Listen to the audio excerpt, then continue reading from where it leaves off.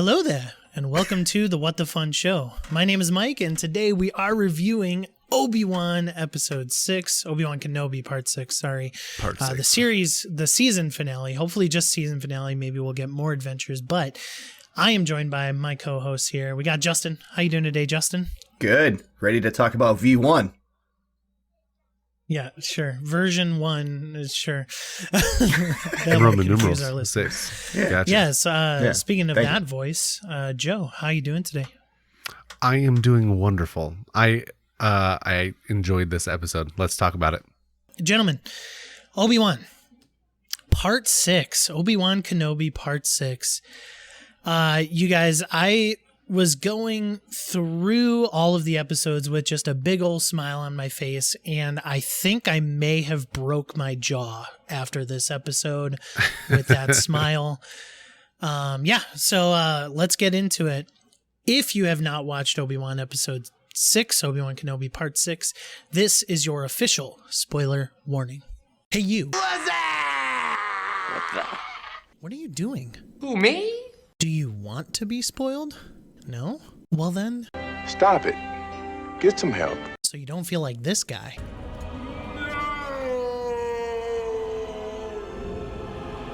Instead, let it be a surprise. Oh, I like surprises.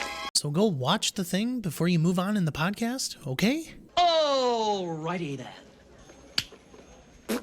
All right, so that was your official spoiler warning. Once again, if you have not seen Part 6 of Obi-Wan Kenobi, please pause this episode and go watch it. All right, so Reva, guys, actually arrives on Tatooine, and she is looking for Luke. She, as you guys remember, past episode... Tummy poke. Justin, by the way, awesome review for our last episode. Go check that out. We'll have it linked down. That was really funny. Hopefully the message got through. I was on the run, so hopefully the message got through to you guys. It did get through. It did. Okay. But I gotta admit, Joe, I'm gonna give the floor to you, because if you didn't have me thinking about tummy pokes this whole episode, I don't know what I was. It was all your fault. I was literally thinking, dude, tummy pokes are real. Qui-Gon Jinn literally should be alive right now, and yeah, it's insane. I said it when we were reviewing Tatooine. the prequels. I think Darth Maul's lightsaber was a little bit more powerful, and Darth Maul, he killed him. Spoiler. He actually used the Force to explode his internal organs when he stabbed him. It wasn't Exactly. just a tummy poke. Yeah. It was a tummy poke with a Force explosion, which we didn't know was real until now. It's canon. Yeah. You're welcome. Did you not see those horns? It happened. Okay. So yeah, I mean, she's not okay, but she's alive. No, she's on all moany Tatooine. groany. Yeah, she's got whimpering, and yeah, she's definitely hurt, and she's not limping, but she can show she's got some wear on her at this point. And anyone, She got a nice bandage, a scarf tied around her midsection. And like, I couldn't tell if that was just like a colored scarf, or like, I really liked it. If it was blood, like if it was saturated in blood, I really liked that immersion level to that tummy poke, because we didn't get to see that with the Grand Inquisitor. Spoiler alert, he's not dead with his tummy poke, so only Qui-Gon Jinn cannot survive tummy pokes in the Star Wars universe. So, canon-wise, with the Grand Inquisitor, the species of Grand Inquisitor actually has two stomachs. So that's what they're claiming. It got poked through one of the stomachs, but the other stomach was still functioning, and that's why the Grand Inquisitor is back. Reva, on the other hand, Qui-Gon, come on now. All right. Maybe Anakin just has bad aim. That's a true thing. Bad aim with two lightsabers? Yeah, really bad aim. All right. So anyway, Reva's on Tatooine. She's going to be looking for Luke. And this is going on while Vader is actually pursuing Kenobi and the Path with his Star Destroyer.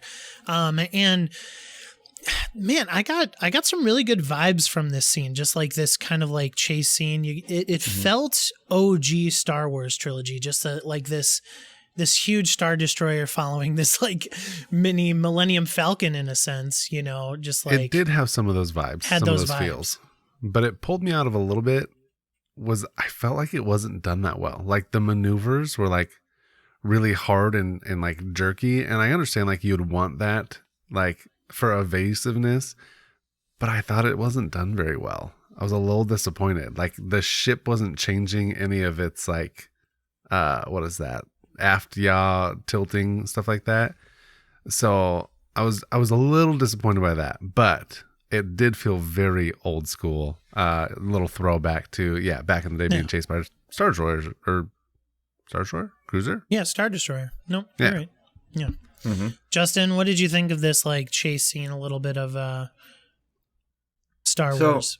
So like this episode is one of my top episodes. Usually the finale does hit hard, but for cinematography sense, this episode had one of the best flows to it for a close-knit story to conclude and also like bring in some new stuff, and we see a bunch of cool stuff. I think the flow of this episode was very good. From coming from episode 5 where the stakes were high and there was a great action sequence and it was almost nearly perfect, you've got this one kind of starting that incline of a new climax, and it gets your heart racing right out the gate with this chase, and then you see more action come to fold later on. So I feel like flow wise, perfection on this episode. They did such a good job.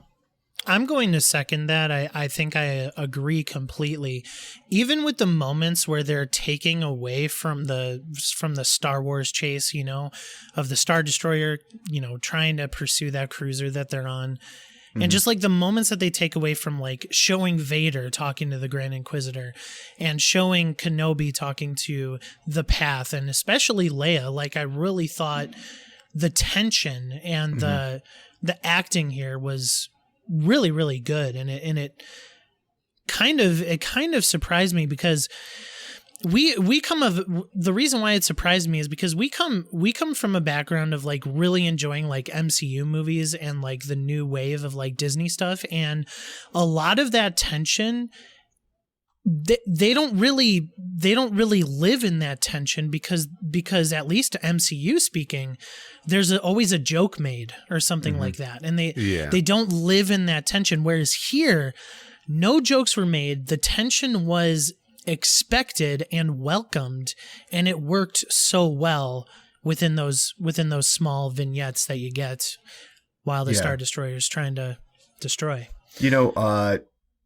Not to lead into what's coming in the future for our fans, but Lord of the Rings does this very well as well, and that's why this is similar for me in a sense of all this action is happening. You're seeing these tensions high and crucial moments happening. And then it cuts to another thing that's happening as well that is just as impactful. But you're sitting there like, I want to see more of that. I want to see more of that. But then there's another thing hitting you from a different point of view or a different angle. And it's all combining and threading well. And I feel like, Lord of the Rings is coming. Fans, listen. But But this did it so well in a singular episode of just seeing that tension and then cutting to something else happening that's also very tense. And it just intertwined it. That's what Disney does best. And I know we've praised them before for it. I feel like this episode, just those tensions and then the switch, it was so well done. The flow was so perfect on this episode. Yep. Joe, I don't know if you know this, but we're doing Lord of the Rings here soon, reviews. Did you know that? Never heard of it. What is it? Never heard of Lord of the Rings? Let's stick with Star Wars for now, though. All right, it's cool. Anyway, thank you for that foreshadow, Justin. So realizing that there is no other way, Kenobi actually separates from the group so that the Path can escape. And that's one thing where Kenobi leaving the ship wouldn't necessarily stop them from, or wouldn't necessarily help the Path escape, but it does. I mean, it seems like Vader must have given the Grand Inquisitor, hey, stay here. Don't follow. Kenobi is the person that we want. But Kenobi separates. He goes to a planet. Don't know the name of the planet. Justin, did you do any research on that? I've watched the episode twice, but I did not catch the name. I just know that it's nearby, and it looked a lot better than your backyard. A little different. Yeah. So anyway, you guys, this was the bulk of the episode. It was Vader meeting Obi-Wan on this planet and duking it out. And dare I say, and disagree with me if you want, but dare I say, this fight scene between them two rivals the one from Revenge of the Sith. Rivals their other fight scene. Yeah, as far as quality, as far as epicness, as far as, dang, this is some good Star Wars. Joe? I think it beat it. Like, maybe unpopular opinion, but I think it was better. And I think it was better for a couple reasons. I think the biggest one was when they would cut away, like, and give you something else to think about, and then come back to it. For me, that was better than just a huge. And they did that in the other one. To be like completely fair, they did that in the other one. But the cutting away and coming back to it, for me, it just does something else. It does something different. Like you were saying, you don't get any alleviation of that tension that has been building. They were just compounding it. They were like, all right, well, they've got this epic fight happening between Vader and Obi-Wan. And I would say Anakin and Obi-Wan, but there's a reason that I'm not. So between Vader and Obi-Wan, we have this epic fight. And then we're switching off of that onto Reva infiltrating Owen and Beru's farm. So let's pause there, because I kind of want to maybe end the podcast and our focus on those fight scenes between him and Vader. But Justin, let me switch to Owen and Beru trying to protect Luke. Reva's on the hunt. What did you think about these scenes that were, intertwined with this Darth Vader fight?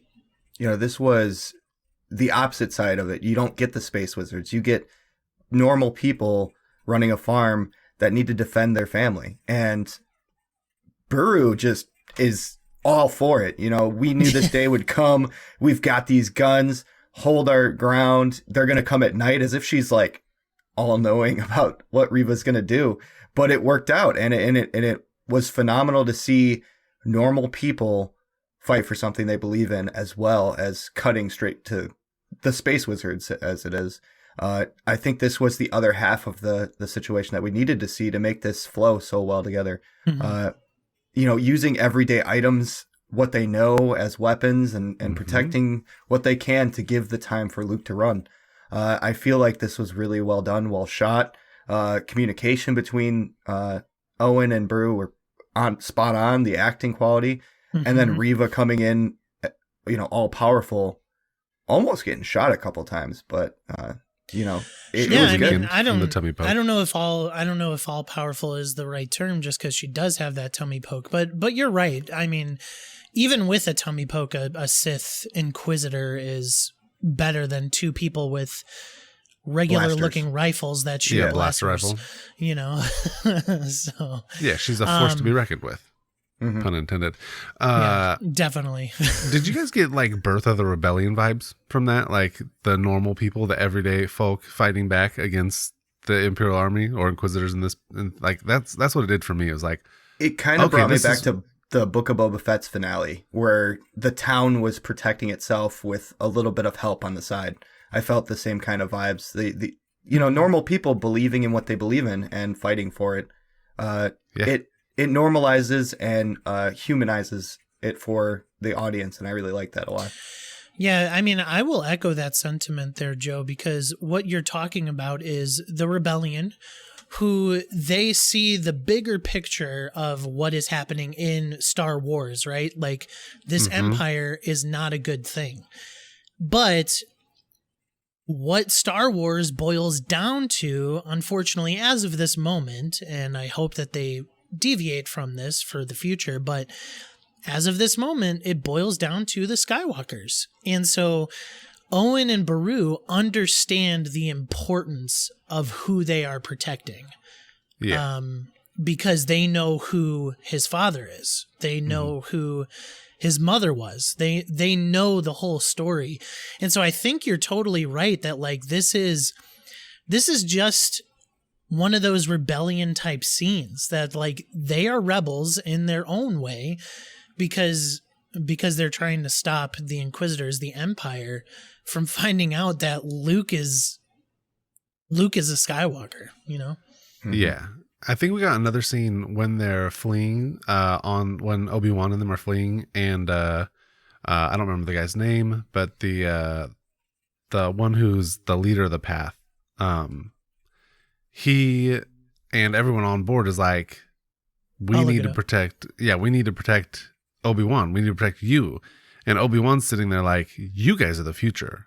You're the future. He's looking at Leia. You're the future. Like, it's not me, it's you guys. And he's understanding his place in this, and that, it's not about him surviving. It's not about him, being around later to continue the Jedi or anything like that. It's about making it possible for everyday people, those who don't want to be under the rule of the Empire, making sure that they have a chance.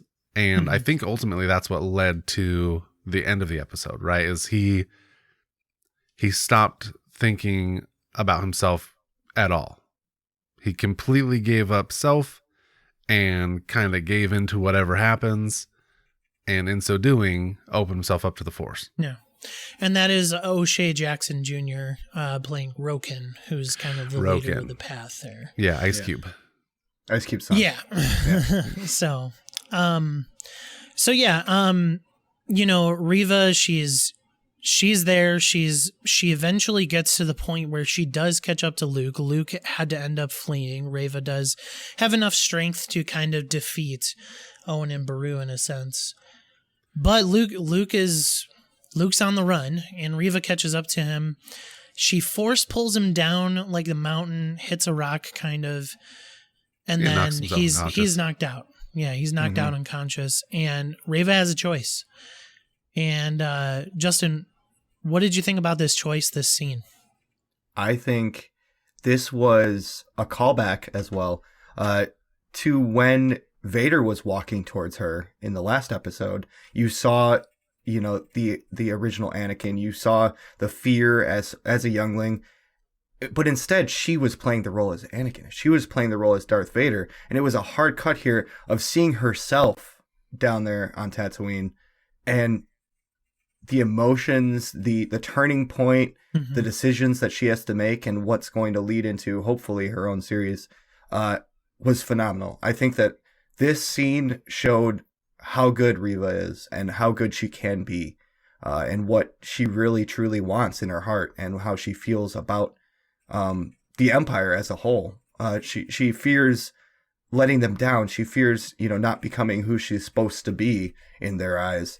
But she's just so strong as an individual with the Force. She's so strong on the good side, the light side of the Force.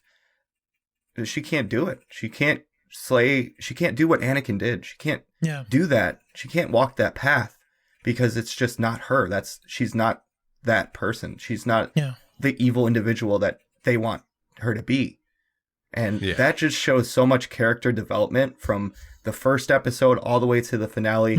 You see her anger, you see her fear, her sadness. You see an evil character, in a sense, become something else and have more depth to them. And that's so good. And I hate all the backlash that they have on the internet and everything, and all the people that are talking all the terrible things about her. I think she was phenomenal, and I think she did a great job, and I can't wait to see more of her. This episode really showed Moses it. did an awesome job. Yeah. She did a great job for sure. Yeah, Joe, kind of Reva's arc here is kind of coming to the end, but it almost, like you said, it kind of almost portrays the opposite of what Anakin went down, and you kind of get this climax here in that scene. Joe, comments? I think that what most people might miss on this is how it parallels Obi-Wan's choice, because he had the choice to finish Anakin on Mustafar, right, in Revenge of the Sith, to deal a death blow, right? He could have dealt the death blow and known that he had killed him. I think she is faced with that same choice. She knows who this kid is. She understands that it's Anakin's son. She knows that she can get revenge on Anakin by killing his son. Yeah. But she can't do it. She can't do it because she sees herself in him. She can't do it because regardless of lack of relationship or knowing who this kid is, she understands what it is to be them. Like she gets it on all too real of a level, and she can't do it, which I think lets her understand where Obi-Wan was at. He couldn't kill his brother, his best friend. He couldn't deal that death blow, and so he just left him. He left him to die, yes, but he couldn't pull the trigger, so to speak. He couldn't deal that blow that would absolutely seal the fate of his friend, and neither could she. And that speaks to, you know, their character and who they are as a person. Spoilers, it happens again. Honestly. Yeah, exactly. So, Joe, you without maybe even trying, but you did allude to. Oh, I knew what I was doing. Okay, our Darth Vader and Obi-Wan fight scene here. So, let's get into that. Might I be bold? Would you guys? No, you would go you ahead. guys care if I'm bold? Okay, this was one like. This show has some of the best choreographed fight scenes in all of Star Wars. Like, and this is going back to episode 5, when he fights Reva, and then this fight with Obi-Wan. Like, man, this whole show I've been so joyous, but even before the climax of the fight, specifically between Kenobi and Vader in this episode, because there is a climax, there's that moment where you think, you know, we think that Obi-Wan is sort of defeated. But even before that, like the choreography, the way that each of them kind of uses the Force, the way that Obi-Wan is getting back in tune with his lightsaber, I just had so much joy during this fight. So, basically, yeah, Vader he defeats Obi-Wan throughout that whole thing. He kind of defeats him, and one of the things that we've talked about here on the show is that like Vader has so much power, and you kind of see it exemplified here. So, Justin, talk about that. Let's break it up into two sections. Let's talk about the fight kind of before Obi-Wan is trapped under the rocks, and then after. So let's start with the before. What did you think of all of this? So, opening quotes, Vader basically asks, "Are you here to destroy me, Obi-Wan?" And Obi-Wan says, I'm going to do what I have to do," which is basically telling Vader that if I need to kill you, I will kill you. Just like you said, the choreography in the show is phenomenal with these lightsaber duels. I feel like the usage of Force and using the rocks to show the strength of Vader yet again. Obi-Wan tries to collapse a pillar on him, and he just holds it and then chucks it like it was a piece of paper.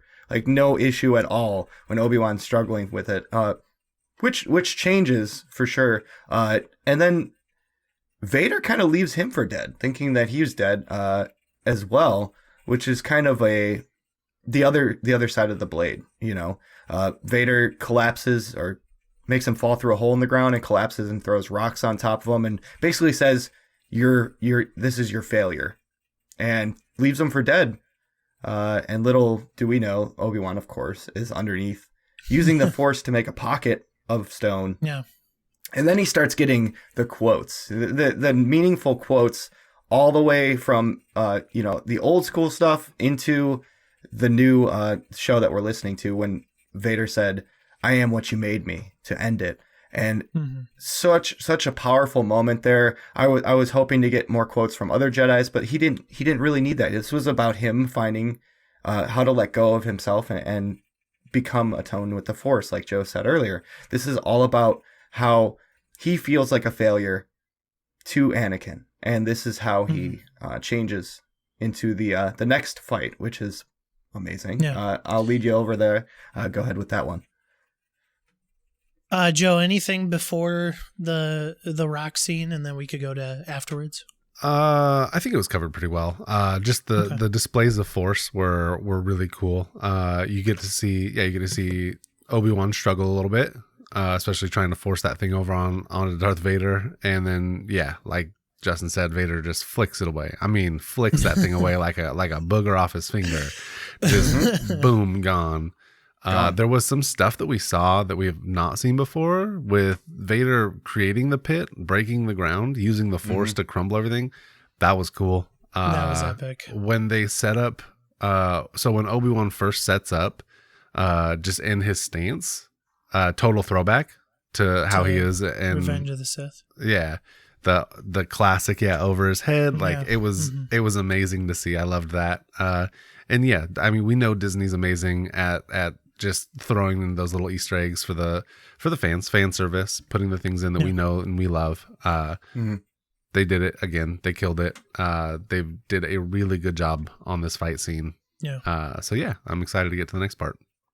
Yeah, I mean, taking that, that scene there with Vader just like you're talking about, just complete power, just ground smash, like Hulk smash, basically, get Obi-Wan into this hole. And as you guys were talking about, like, Obi-Wan is kind of holding this pocket in the rocks and he's getting those quotes, like you said, Justin. And like, you can't help but think that, like, maybe Obi-Wan still has this glimmer of hope that Vader is the chosen one still. Like, that, like, his training of Anakin Skywalker was not in vain, and that he still had something to prove to Anakin here. And so, things are about to go down because Obi-Wan, he's no longer in that pocket. He force pushes all of the rocks off of him because he has kind of like this newfound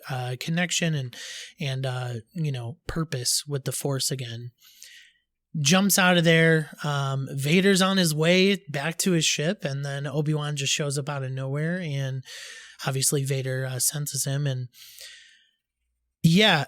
like, the one thing that they did so good in this series is not only show the power of Vader, but then to display the true power of Obi-Wan. Yeah. And his wielding of the Force, it was a sight to behold, guys. It was so epic. Obi-Wan's my favorite Star Wars character. So like this was just icing on the cake. You get once again, you get the awesome choreography with the lightsabers, and then you get Obi-Wan literally raising his arms side to side, and an armada of boulders. We're talking boulders are behind him, ready to destroy Vader. Joe, talk me through some of the stuff you liked. I liked all of it. Let's be real. Space Wizards, right? We've talked about it since the beginning of our Star Wars coverage here. I love Space Wizards. I'm a huge high fantasy nerd. I'm a big sci-fi nerd. Anything that can combine those things, especially like this, the Sith and the Jedi, where they can manipulate matter with their minds. He picks up, I mean, we're talking a football field worth of boulders here, and he just starts firing them away one at a time, or several, just in succession, quick succession, like a machine gun at Vader. And Vader is hit with this barrage of rocks and boulders, and he's put onto, his heels. He's put into a defensive mode, and instead of being the aggressor where he thrives, which is what we always known Anakin to thrive as the aggressor, he struggles when he's put on his heels. He struggles when he's put into a defensive position, and he has to play off of his back, and that's what happened. He struggled. He was put into an uncomfortable position, one that he's not good in. And Obi-Wan knows that. He is his master. He was the guy who trained him, or he was his master, foreshadow. And he was the guy who trained him. He knows how he works. And we got a really good look at that in episode 5, where we had the flashbacks. We understand that Anakin is sort of handicapped by his anger and his aggression. He can't see how everything's going to play out. And that's what happened in this fight. It was beautifully done. The coloring in it, the like the CG wasn't overdone. The coloring was perfect. You got this kind of dark green, black scape to go off of the sky. Wasn't it brilliant? It was just so good. It was wonderful because it also played so well against the red and blue of the lightsaber and the black of Darth Vader. And then Darth Vader has, you know, the red and green buttons and switches on him. But Obi-Wan has nothing except for his outfit and his blue saber. Darth Vader essentially just all black in his red saber. You have a perfect green and black backdrop to put it on, kind of a show of force, so to speak. The force is, you know, as we've seen in past, is kind of that greenish glow. And all of it, just kind of comes to this beautiful conclusion where Anakin is put back into the same position that he was in before on Mustafar, kneeling before Obi-Wan. Yeah. And that fight was like, we'll never do it justice here with words. So you just need to watch it again. If you've already seen it, just go watch it again and experience it one more time because it was beautifully done. Choreography, amazing. And then what it leads to is this great interaction between Anakin, aka Vader, and Obi-Wan. And we get to hear what truly happened. Yeah, so let's save that for a little bit because I want to get to Justin here. You are our resident cinematography guy, so do you agree with all of that Joe just said with like the colors and the beauty of this fight scene?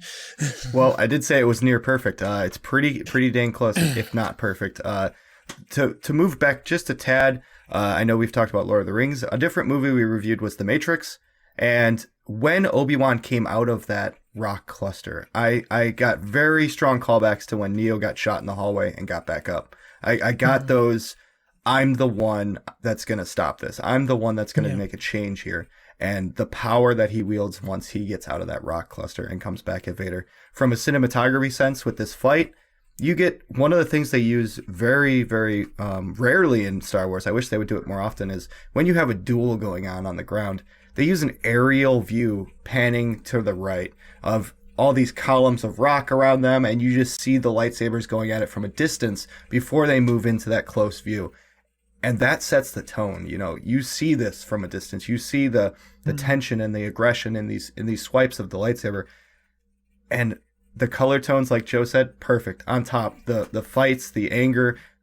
One of the other things that Star Wars does well here is they kind of cut during the action and have a line or two of dialogue, and then they go back into the fight, and it really carbonates the feelings that we have to these characters, because we do care about them, regardless if they're the Empire or the Rebellion. You've got good versus evil and characters that we grew up knowing, and they each have emotions that we care about. So to get those conversations of dialogue throughout, and then to see Obi-Wan at full force like he used to be, that's where it's at.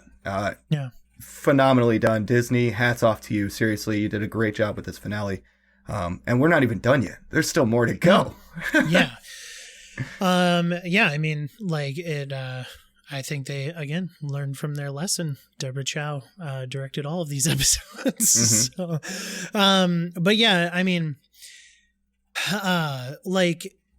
When you were talking there, Justin, like it just kind of reminded me of just like how, again, I've said it a couple times, how joyous I am throughout this, because like it even though like in the prequels specifically, you do see some moments of like Anakin and Obi-Wan as like these powerful space wizards, but like nothing to this point. And that's what you get. That's what you get with, you know, one of our favorite movies on the panel, Rogue One. At the end of Rogue One, you get to see the power of Darth Vader, and like that's what makes this show so special to me. Like this is potentially one of my favorite Star Wars properties because of just how they utilized Vader specifically, because obviously there's more of Vader being at his all power here, and then my favorite Star Wars character, Obi-Wan, and just seeing how powerful he is. But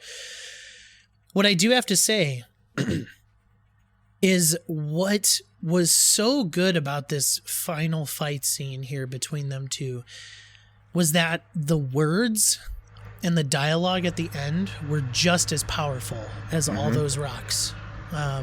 being thrown at Vader, all those rocks being thrown at Obi-Wan, because this is the first time that Obi-Wan Kenobi admits that he is Vader, that he is not Anakin, that he is Vader. And I almost cried there. Like, there were a couple moments where I just almost busted out into tears, because like this was, I love what Star Wars is doing right now. They're filling in some gaps here that just kind of like shows the emotion, not necessarily the storyline, but the emotional change of what Obi-Wan goes through.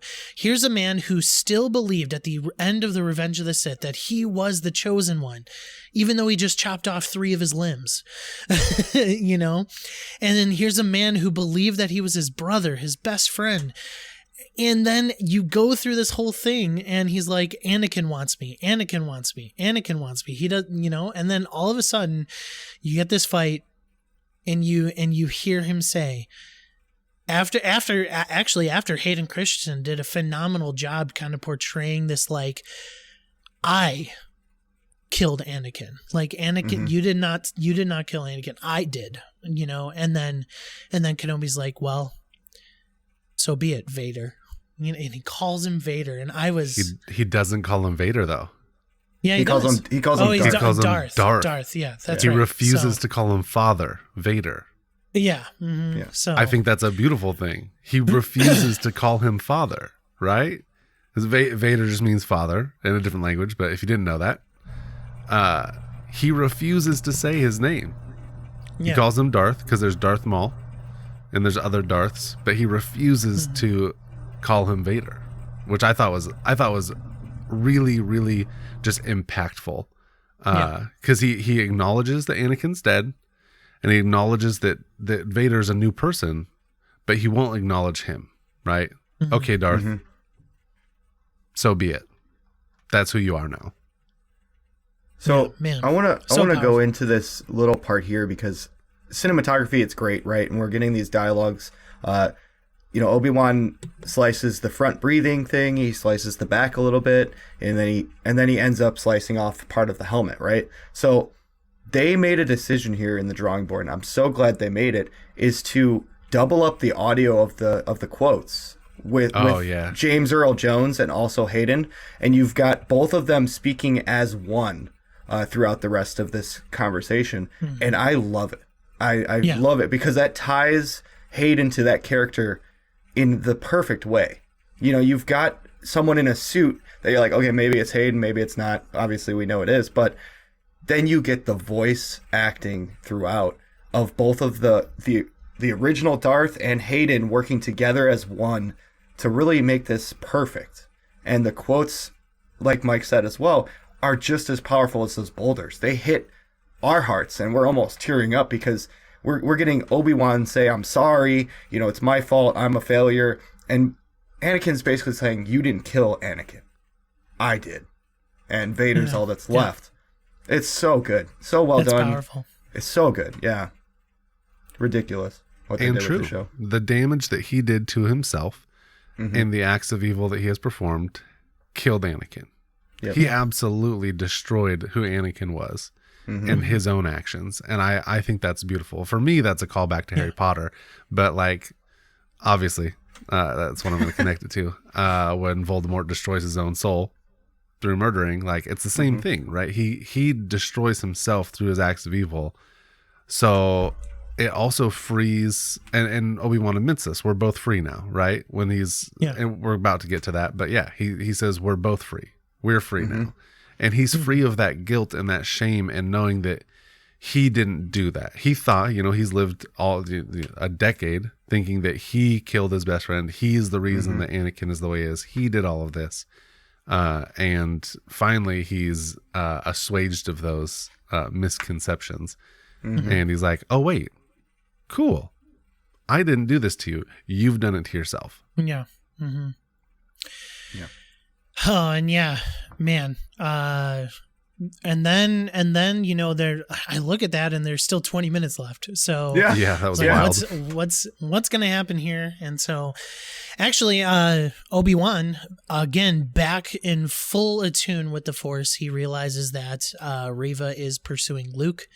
And so he hyperdrives into going to Tatooine. So he gets there, not necessarily in time. I don't think he would have saved him. And so that story was really put on Reva to make that critical decision to save Luke.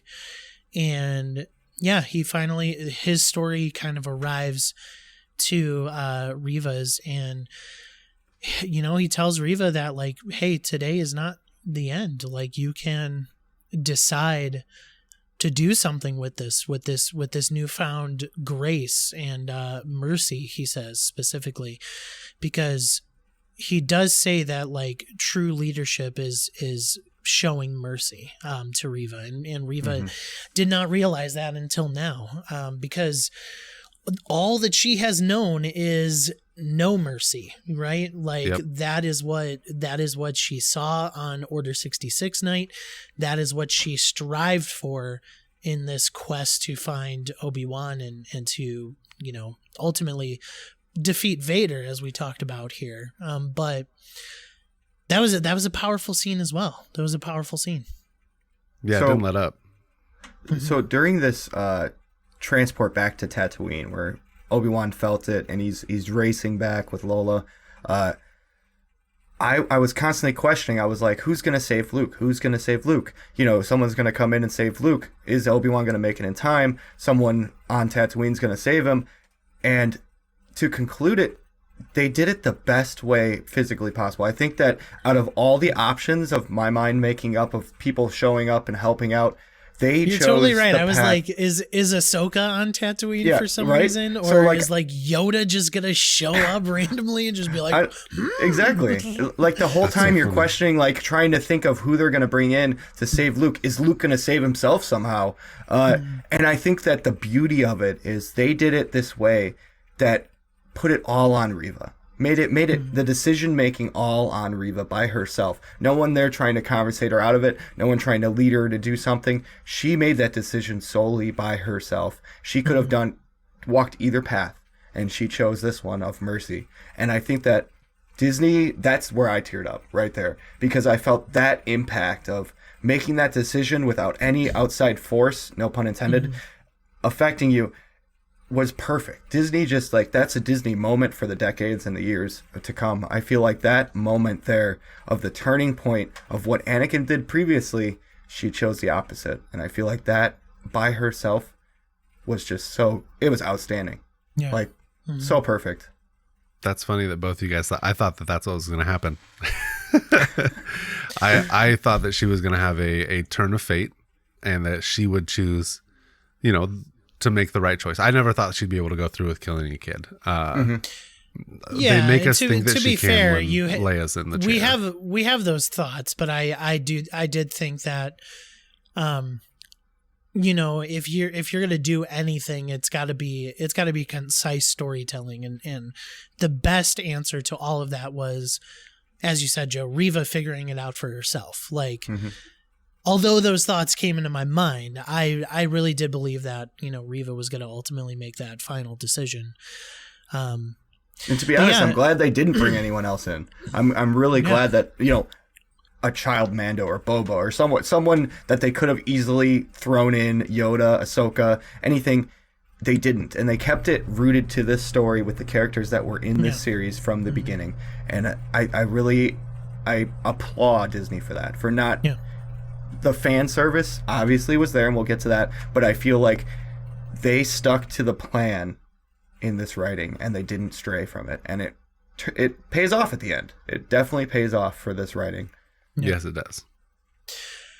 All right, so Kenobi does congratulate her for overcoming her past and the dark side, and then we cut to Alderaan. Leia has found new resolve in her duties as a princess, holster in hand with no blaster, but holster nonetheless, with some little cowboy space boots on, and I am a father of a daughter, so I could say that she's looking, cute as Leia there, just like kind of molding into Super adorable. the princess, super adorable. And, but yeah, we know what's really cool is that what's her name here? I got her here. Vivian Lyra Blair. What's really cool about her and her portrayal of Leia is that she does show this like resolve at the end that like really gives you a sense that she is going to become the Leia that we know from the original trilogy. Like it's believable. It's a good transition. I think that Cicero, people who listen to Testimony know Cicero. I was talking to Cicero about this the other day, and I think they're definitely going to be doing a Leia series. Like there's no way they don't utilize this actress, even more so as she grows up, like just like grows into her roles as a princess. And I really, really, really think that she did a phenomenal job. And Kenobi visits them, brings back Lola to Leia. He says, no youngling can be without her droid. Like, come on now. Yeah. So who am I to take away your droid from you? Yeah. So he visits the Organas and says that, hey, if you need anything, let me know. And basically those two lines set up season 2. They definitely open a door. There's a door open for sure. So, guys, do you agree with me in my assessment of Leia? Joe, we'll go your way first. Absolutely. Although I don't think she needs her own show. Do I think that she would do well in another role as Leia? Yes. She is, and I've said this from the beginning, since episode 1, when we're first introduced. I have loved her character. I've loved the actress who plays her.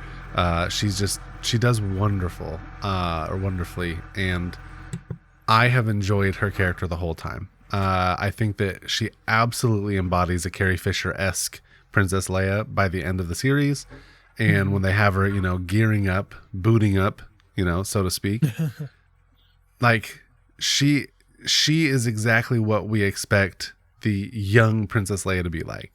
And then they go the step further when Obi-Wan kneels down and has his heart-to-heart with her. He's like, hey, I'm sorry. I told you I didn't know your parents. Truth is I did, and here's the qualities that they embodied. And you get these things from your mom and these things from your dad. It's everything that we know Padme to have been. And it's everything we know all the good things Anakin to have been. Yeah. And they're everything that we know Carrie Fisher portrayed as Princess Leia. So we know that she is now going to become the Princess Leia that we know and love. And I think they wrapped it up and put a beautiful bow on that story. And now we can be happy. If we don't get anything else about Princess Leia, and this is it, we can be completely happy knowing they did it justice. Yeah. Justin, did they do it justice? I feel like we don't really need another show.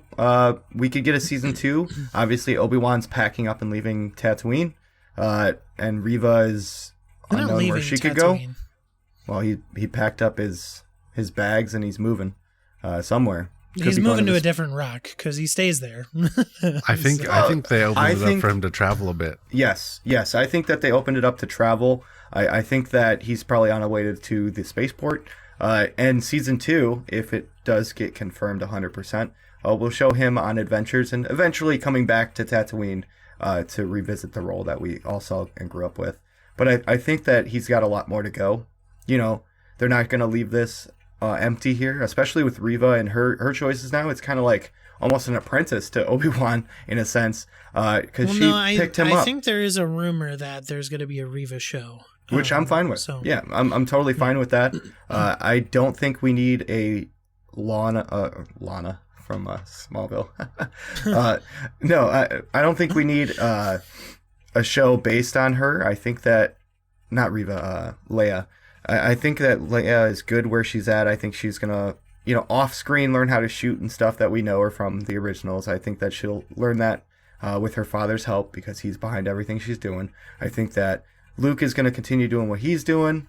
I think that Obi-Wan's getting another season and he's going to leave Tatooine, and you should like that because you don't like Tatooine very much. But well, let's get into that because I'll get into my reasoning where like, yeah, there might be a season 2, but like I think he's on Tatooine for the better of it because here's what goes on. So he does return to Tatooine. He assures Owen that he will allow Luke to grow up as a regular boy and not train him.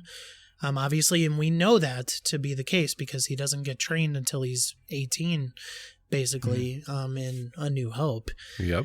And Owen does allow Obi-Wan to meet Luke for the first time, and that's where we get the famous "Hello there." Hello there. Hello there. Line, and then he actually gives him the toy this time.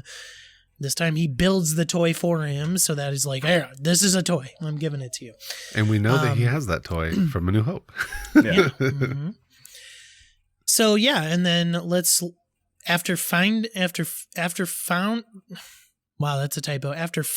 his inner peace, he is finally able to see and speak to the Force ghost of his deceased master, Qui-Gon Jinn. We get an old Liam Neeson to reprise his role here.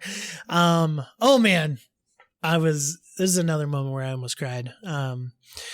So yeah, but before that, we did get a moment of Vader talking to the Emperor. Actually, we see Palpatine and basically saying, hey, Kenobi is no longer my master. You are 100% my master. So I'm going to focus on you. That's basically the end of it. But yeah, here's what I think. Like those mountains that they showed him kind of going in between, to me, were sort of reminiscent of where we see Obi-Wan come out of in A New Hope when their speedster is broken down. And so that's why I think he's not moving off of Tatooine. I think he's moving there. And I do agree that they've written it in a way that, there's going to be a potential season 2 and, he's going to be off world and stuff. And even in the show, Star Wars Rebels, he's there. He's not on Tatooine all the time. Obi-Wan is other places. But like this was, if they don't do a season 2, I think this was just a really good conclusion that ties it to A New Hope anyway. So that's kind of where I'm coming from. I think you dismissed the Vader-Palpatine interaction very softly. And I think there's more to it than just, you're my master now. Because we know it to be true that that's not the case, that there is some Anakin left, that there is still that drive and thrive to get Kenobi left. We know that there is all of this hatred and kind of animosity towards Obi-Wan. And in that scene, we get Vader lying to his master. He says, if you're going to be in the past, then that's where you remain. And Palpatine's like, are you going to move forward? And he's trying to get him to commit to him. And we know that he says with his words, okay, sure, yeah, you're my master now. Mm-hmm. But we also know Anakin. And Anakin has never loved having a master. He has always loathed having a master. He is his own being and he does what he wants. And in that scene, we got him saying, okay, sure, I'll say what I need to say and I will appease you to Palpatine. Mm-hmm. But we also know that with his actions, he was not happy in that moment. He was not pleased. He was absolutely going to continue to want to get Kenobi.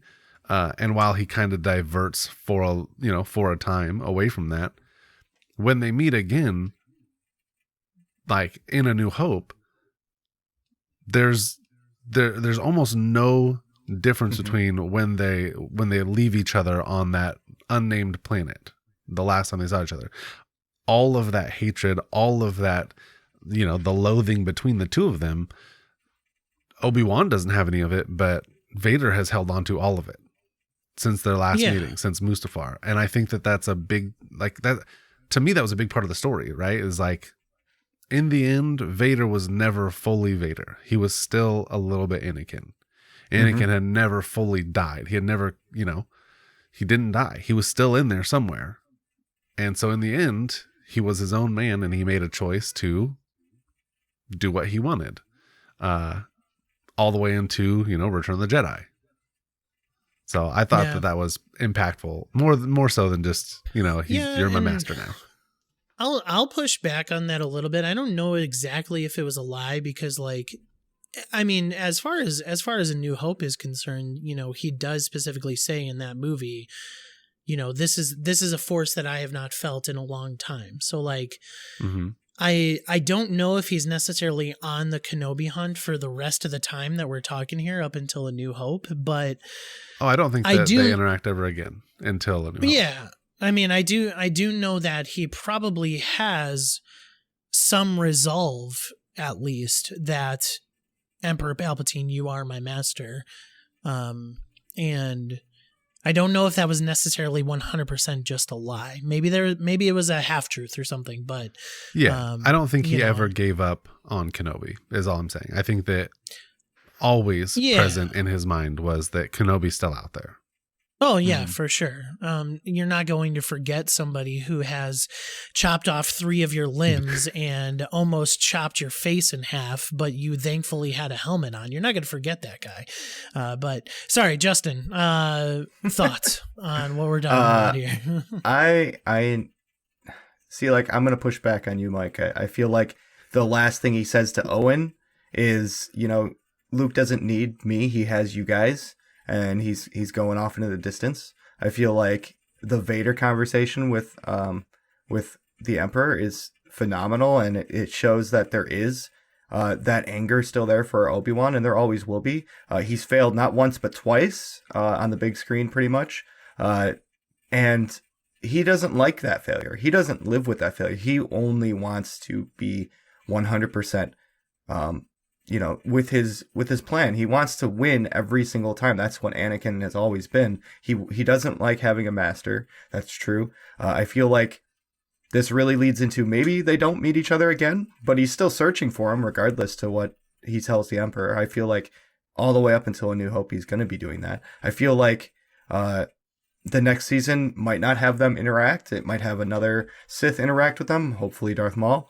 And I really believe that it's going to be off planet if they do continue it. I think Reva will show up. I think that anything's possible with the characters that have open book endings right now. We had a conclusion to the climax of this saga of Darth and Obi-Wan, but I feel like there's still those doors that were opened now, and we can still get those. Like you said, he's different places in Rebels. That's true. Darth Maul's in Rebels, and the first time they meet in Rebels, it seems like they've talked not since, since the first episode, pretty much. It seems like they've met already, and Darth Maul has been looking for him in the desert. That's like the quote, you're in the desert. So maybe he does stick around Tatooine until Unknown Forces. What do you guys think? Who's going to be the villain if they make a season 2? Because it's not going to be Darth Vader, most likely. Who do you guys think it is? Take a prediction little thing. I'm on board for Darth Maul. Okay. I would say that could likely be Darth Maul. It could also be the Grand Inquisitor. The Grand Inquisitor is a part of Rebels, and a part of that lore, and Obi-Wan's around there. So, yeah, I don't know where they would go with the season 2. I do hope there would be more Qui-Gon, as in the sense of some Force training and stuff like that, because obviously Obi-Wan has to learn how to become a Force ghost because he's going to be doing it in 10 years. So he's going to be accepting death soon. I have a big question. Do you guys think there'll be interaction with Yoda? Go ahead. Do you think there'll be interaction with Yoda? Because at the end of Revenge of the Sith, we have, I've been speaking to your old master. Do you think that that's where he's taught how to have a better understanding and how he's taught to become a Force ghost? Do you think there's some Dagobah trips? Well, he said that he was able to use the voice, but he wasn't able to project yet. So he's obviously, Qui-Gon has been talking with Yoda for sure. I think a name drop could happen. I doubt they would bring the character back because he's out on Dagobah. But I feel like you say that so weird. Dagobah. It's a Weird Al song. Oh, okay.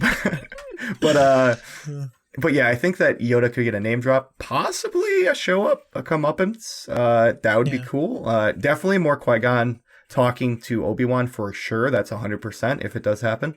And I feel like if Maul comes into play, that will happen tenfold. I feel like there will be a lot of Force training and where I went wrong, but you can succeed again. That would be really cool to see. I just hope that they keep it grounded to the characters that we have, and not try to bring in like Boba did with Mando. I don't want that. I want it to stay with what the bookends is in that saga. I want them to keep it with Obi-Wan. Well, and to that point though, Justin, is that I know we're talking about a potential season 2, but this is a tight and succinct story. Like, they let it either way, pretty much. They could if there is not a season 2.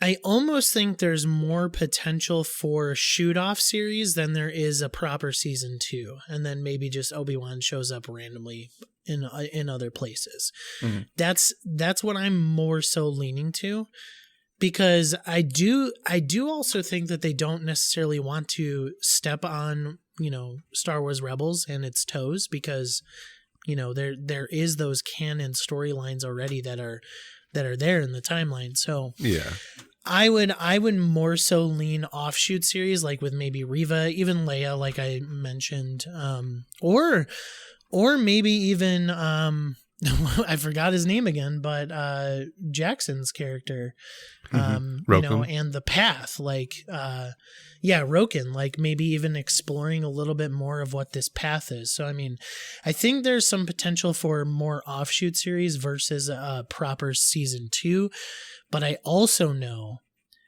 that Disney just had their best subscription stuff from this series, as far as money wise. So McGregor can bring in a lot of subscriptions. So yes, he did. Well, we've got Ewan and Christensen saying that they're down. They want to continue the roles, and to see Darth again, maybe as the master of Darth Maul. Maybe I don't know. It could happen, but Ewan is definitely down for a season 2, and I wouldn't see why not. He's doing a great job and he's having fun doing it. After how many years the family's back together, and that's what we all want. All right. Well, that has been our review of part 6 of Obi-Wan Kenobi, the series. That was the series/season finale. Who knows? But listeners, we are actually in the process of rewriting and changing our review system in the sense of numbers. So for now, we're just going to give you a number. And I think we've pretty much landed on, if we go 5 out of 5, it's basically essential, must watch, must play. I think that's kind of where we landed on, but we'll let you know the official stuff. So, Joe, out of 5, what are you giving this? 5. The series as a whole deserves a 5, in my opinion. And I'm not going to give any point to anythings. Sure, I could ding it here and there for a couple things, but as far as what you should be doing right now is watching that. If you haven't watched it, watch it. If you've already watched it, why not rewatch it? I think it's rewatchable. I will rewatch this. So I'm giving a 5 out of 5 because not only did I enjoy the first run through, but I am going to rewatch this. And I will enjoy it just as much the second time, maybe more, because there's going to be things that I didn't see and that I get to see the next time. So 5 of 5. All right, Justin. I'm going to give it a 6 out of 5. No, we can't do that. A 5 out of 5. Throughout the entire series, we've sat high 4s up to 5 on each episode individually. I think Deborah Chow did an amazing job. And I've seen each episode multiple times, and I can tell you, Joe, it is just as good, if not better, the second time and the third times that I've seen a few of them. I feel like these episodes hold up well individually as well as a whole 6-episode watch. And I feel like this is the kind of Disney Plus action and shows that make fans happy. Do it right the first time, and don't look back, because this is one of the best Disney Plus shows I've ever watched. And that's just in the Star Wars universe and the Marvel combined. So you've got this show running with the train wheels off the entire time, and you're enjoying everything you're watching. Definitely watch it. 6 out of 5, 5 out of 6. What are you doing? Put down your stuff. Go watch it. Yeah. Right now. Pause this video. Go. Hopefully you didn't just watch this and haven't seen the show, but yes, I agree with my partners here. 6 out of 6. Wow, I did an Infinity Bros. 6 out of 5. 5 out of 5. Yeah, this is must watch. It is essential. If you are a Star Wars fan, you need to be watching this. Even this finale, I would give a 5 out of 5 on its own, but like the whole series just is elevated. Like Justin said, above a 5. That I'm just so happy. I'm so joy filled that Star Wars is back in a very meaningful and awesome way in my life. In the sense that Mando season 1 and 2 just were awesome, and then you got Obi-Wan Kenobi. Book of Boba Fett was enjoyable, but like this is my bread and butter, and I'm hoping that a lot of the stuff that is coming from Disney Plus hits just as good. McGregor and Christensen, they did an amazing job. I'm so glad that they reprised their roles, and then all of these other characters that came along for the ride. Thank you so much for what an experience. Thank you guys so much for just doing this series. It was a blessing. I know Disney Plus is listening, so that's what I'm thinking. I'll even admit it. Hayden did a great job. There you Whoa. go. Oh, yep, I said it. Mark that on the calendar. All right. Well, that has been our review of Obi-Wan Kenobi Part 6. If you have not seen the rest of our reviews, go ahead and check those out. If you have not seen the series, you heard it here first. It is a must-watch. You can follow us at What the Fun Pod on all social media platforms. If you are watching us on YouTube, make sure you hit that subscribe button. But most importantly, if you're listening to us right now on a podcasting platform, please leave a review. It's going to help us out the best way possible, and we would really appreciate it. And thank you in advance. For Joe, for Justin, my name is Mike. This has been What the Fun Show, and we'll talk to you later. Bye. Bye, everyone. Bye. What's up, everybody? Hello there, and welcome to what? No, I'm going to start over. Dang it. I had it, and then I lost it. What? All right. That's what's going on. Hold up. 2 seconds. 2 seconds. All right. Okay. Hello there. Okay. I'm going to do another 3, 2, 1, go. A what? Perfect. And I'm going to do it better this time. Are we going to do a clap, or are we just doing the All clap? right, ready? 3, 2, 1, go! Coming in from Mike's backyard. 1, 2, 3. Hello there. All right. This isn't a droid, Obi-Wan. Hello there. Hello there. Hello there. All right. 3, 2, 1, go. Go.